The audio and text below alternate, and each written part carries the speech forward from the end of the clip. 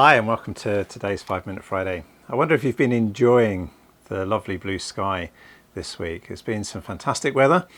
I want to think with you about 4 times when the Bible speaks about the sky.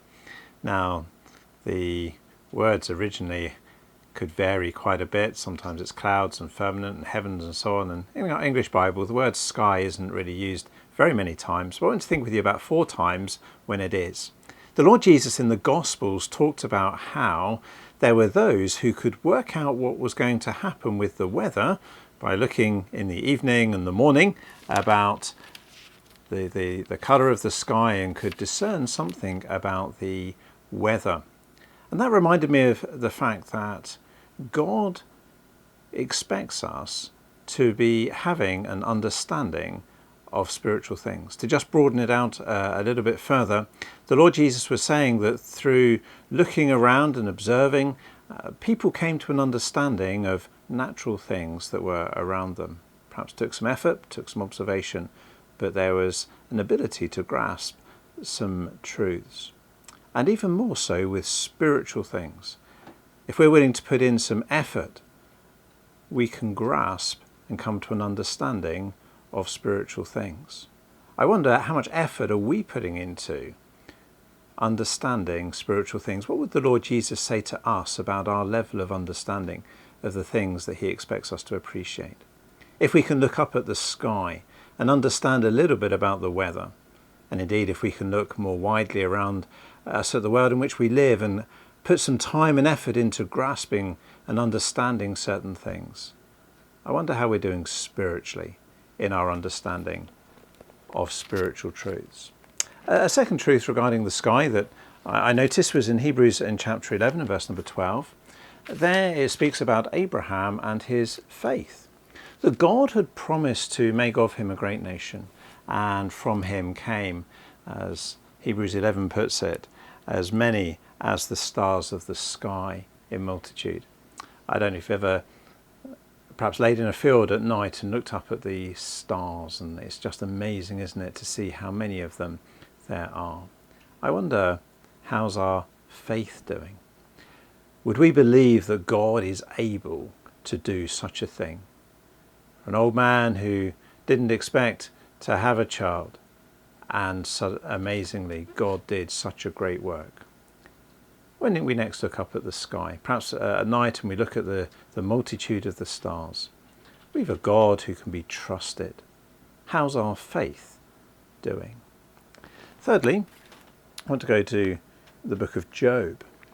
And here we are reminded of the greatness of God when we look at the sky. Elihu is speaking to Job of the greatness of God, and he says this: "Hearken unto this, O Job, stand still and consider the wondrous works of God." And that's always a great thing to do, isn't it? And one of the things that he says in verse number 18 of Job 37, "Have you with him spread out the sky?" Next time we're looking up at the sky and we think of just how enormous it is, well, we didn't play any part, did we, in putting it there? And yet that's the greatness of God.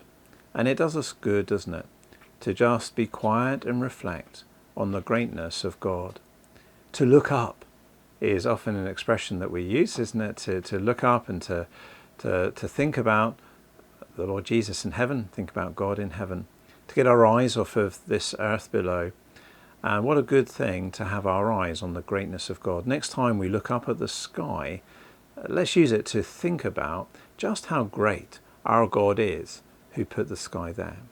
So we've thought about how's our knowledge of spiritual things doing. We've thought about how's our faith doing. How's our comprehension of the greatness of God doing and growing. But lastly, fourthly, I want to think about the sky with you in terms of God who desires to help us. In Deuteronomy chapter 33, we have these tremendous words: "There is none like unto the God of Israel, who rides upon the heaven in thy help, and in his excellency on the sky. The eternal God is thy refuge, and underneath are the everlasting arms." It's great to be able to look up at the sky Be reminded that there is none like God, who is there, as it were, inhabiting the sky and heaven above.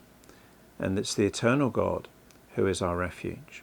But as we look up, we are reminded of that which is underneath.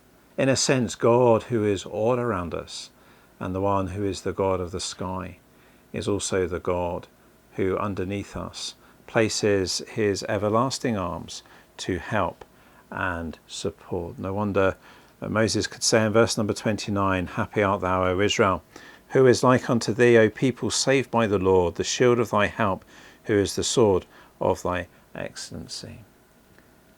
We look up at the sky and it can seem so vast and enormous. But in what we thought about today, it reminds us of how's our knowledge doing in spiritual things? How are we doing in trusting God? How are we doing in growing in our appreciation of just how great God is? We can put all three of those together and be glad of a God who desires to help his people. If you've enjoyed today, trust that you'll press the subscribe button and the alerts bell and be able to receive notification of future videos that we put up.